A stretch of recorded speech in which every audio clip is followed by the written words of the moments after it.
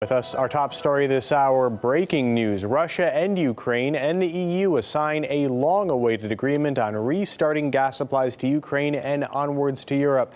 Let's take a look at the all-important numbers in the final agreement. Ukraine will pay $378 for every 1,000 cubic meters until year's end, and then it's going to go down again to $365 from the start of 2015. Gas supplies will begin immediately after Ukraine pays $1.45 billion of its debt to Russia in a couple of days' time. In all, Kiev agrees to pay Moscow just over $3 billion by year's end with the help of the EU and the IMF. For more on this, let's go to our Europe correspondent, Peter Oliver, live for us in Berlin. So those are the numbers. Tell us what they mean and what are the key points in this agreement.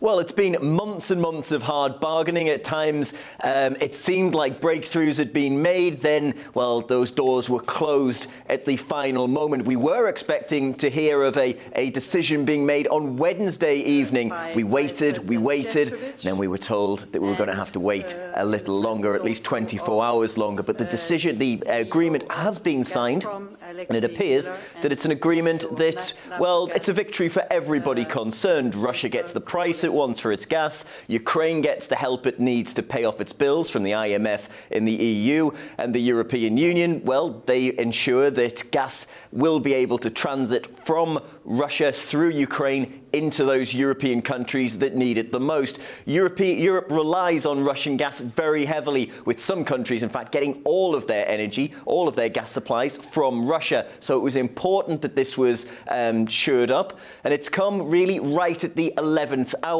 It's the last day on Friday. It's the last day of term, if you will, for the current European leadership.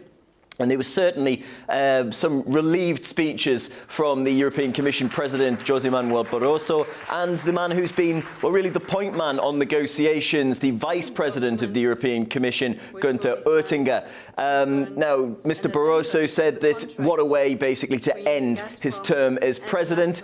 Mr. Oettinger said that this wasn't just a victory for getting the gas back on in Ukraine and getting negotiations showing that negotiations between Russia and Ukraine can work, but also that this was a victory for countries like the Czech Republic, Hungary, Bulgaria, Romania, among others, that rely so heavily on that gas. They stepped down from their positions on Friday. They'll be replaced by new people, and they've put in place a legal framework that could see gas transit through Ukraine into Europe until 2019. So very important deals there, very important deal for the moment. But also they mentioned that because Ukraine and Russia have been able to come to an agreement on this, perhaps there was a future for other agreements that we could see them come to.